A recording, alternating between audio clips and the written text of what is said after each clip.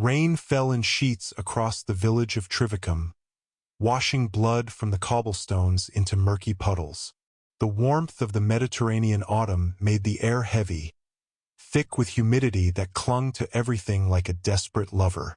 Centurion Marcus Septimus pressed his back against the crumbling wall of what had once been a temple to Mercury, his breathing ragged, his side burning where something had torn through his lorica segmentata.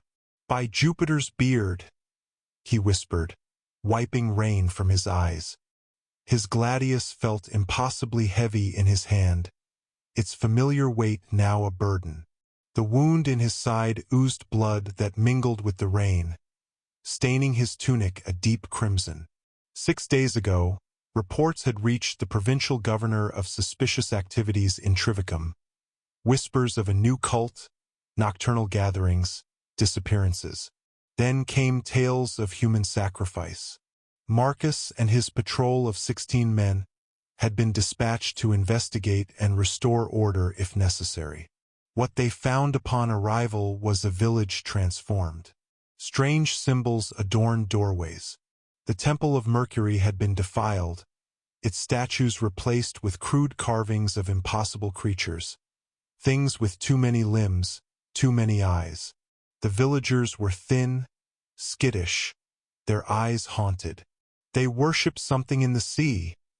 An old woman had whispered to them on their first night, before she was silenced by her neighbors. Something ancient, something hungry. By the second day, Marcus knew something was deeply wrong. The village elder claimed all was well, that the provincial governor had been misinformed. Yet Marcus's men found blood stains on the temple floor, strange implements of bone and metal, and eventually, hidden beneath the temple itself, the remains of what could only be sacrificial victims. When they moved to make arrests, the cultists struck. Not just a handful, but nearly the entire village. Men, women, even children, attacked with knives, farming implements, and makeshift weapons. They fought with the fervor of the possessed, chanting in a language Marcus had never heard. Their eyes rolled back in their heads. His men had been forced to cut down many to survive. Marcus himself had slain the village elder, who came at him with a ceremonial dagger etched with symbols that hurt the eyes to look upon. "For the deep one," the elder had gasped as Marcus's gladius pierced his heart. "He rises. He comes." That night, as they secured the survivors for transport and questioning, they came from the sea. Night was falling quickly now, 3 days after those first horrors emerged. 3 days since he had watched his men die, their screams still echoing in his ears. The things had come slithering up from depths no Roman had ever plumbed. They did not march as men marched, did not fight as men fought. They moved like oil across water, bending and flowing in ways that defied the natural order of things. Their forms shifted and changed, features rearranging themselves like water disturbed by a pebble. At first, Marcus had thought them some barbaric tribe allied with the cultists. Then he had seen one of them open what passed for a mouth, a gaping maw that split its body nearly in two, lined with rows of teeth that spiraled inward like a grotesque nautilus shell. When it had consumed Flavius, the man's armor had dissolved like wax in flame. The rain intensified, drumming against broken roof tiles and abandoned carts. Marcus checked his supplies. 1 waterskin half full, a small pouch of dried meat, 3 javelins, and his gladius. Not enough to survive another day, let alone fight these abominations. He had sent Titus running for the 9th Legion 2 days ago, the youngest and fastest of his surviving men.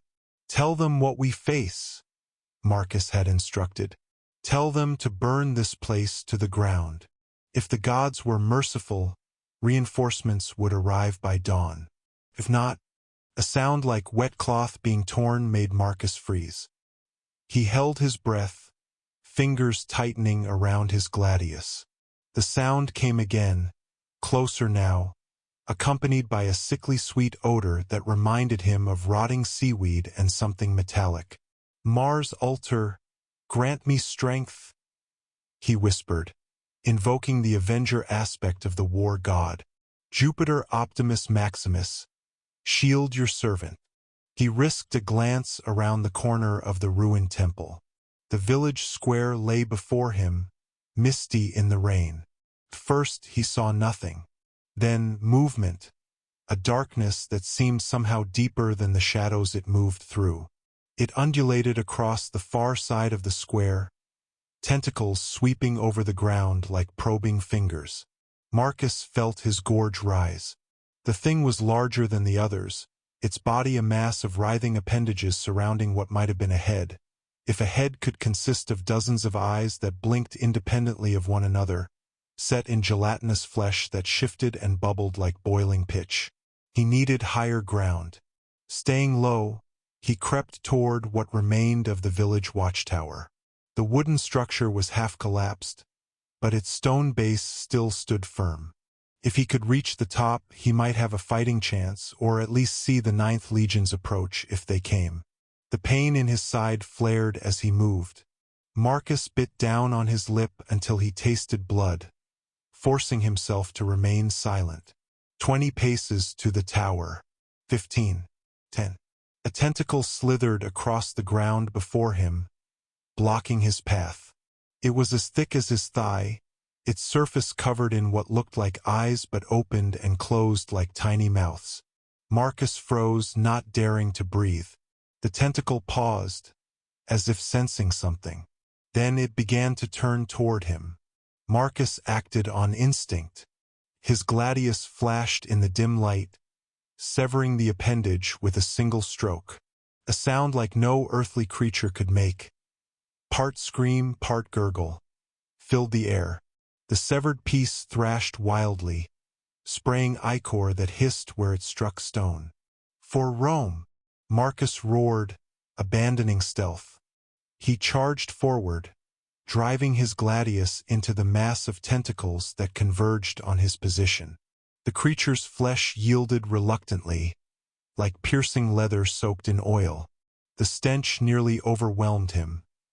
Ancient seas and decay and something else, something that had never known the light of Sol Invictus.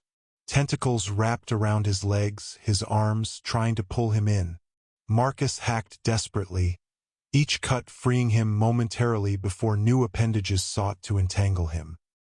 His wounded side blazed with agony as one of the smaller mouths found the tear in his armor, latching onto exposed flesh.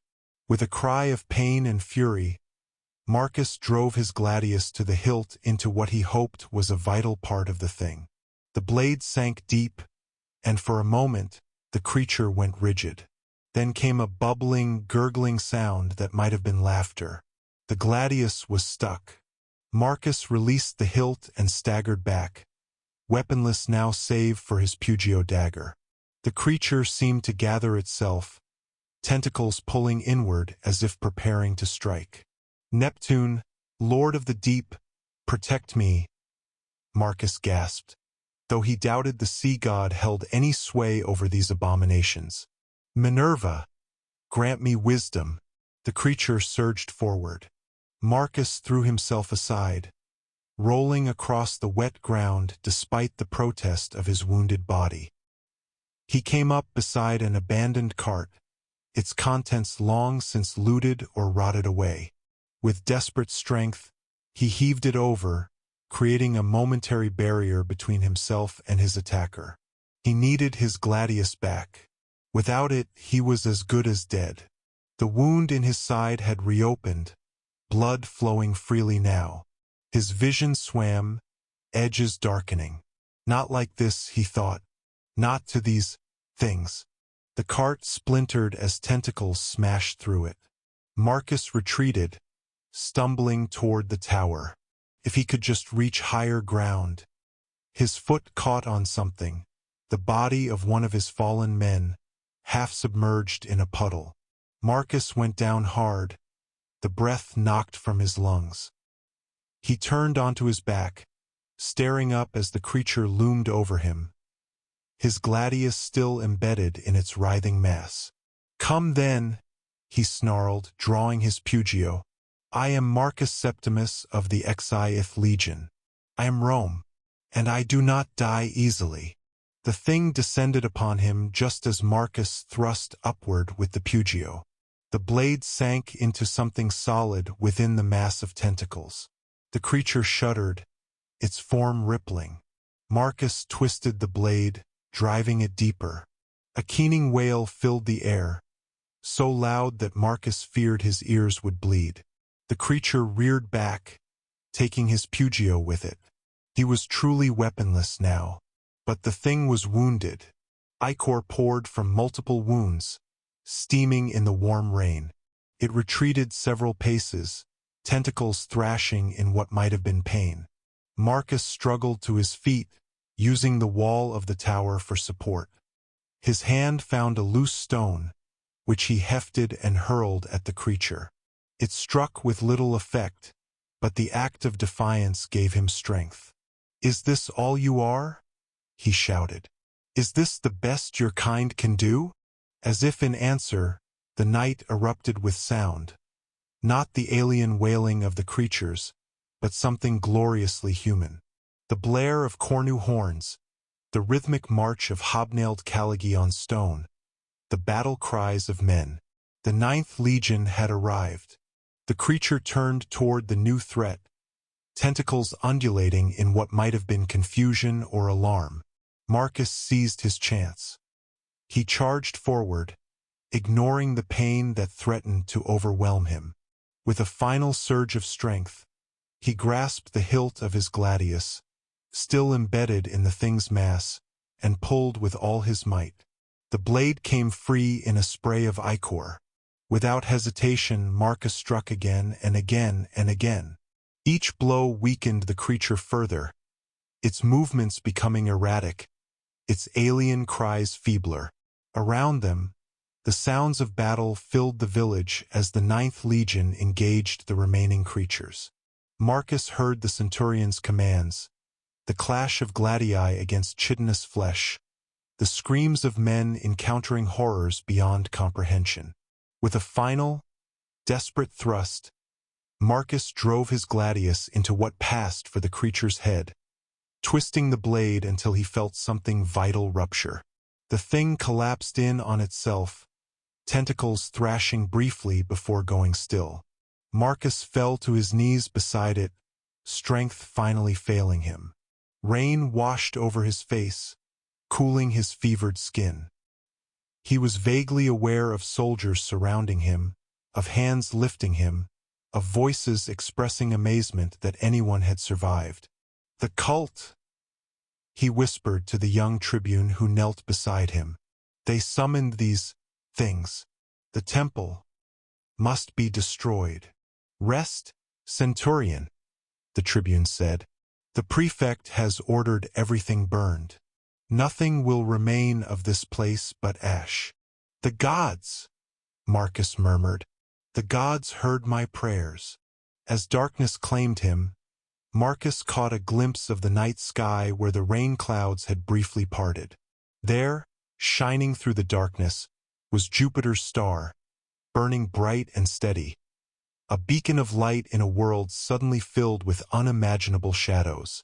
He had survived. Rome would endure, and Marcus Septimus, bloodied but unbroken, had held the line against horrors from beyond the boundaries of the empire, horrors that no legion had ever been trained to face.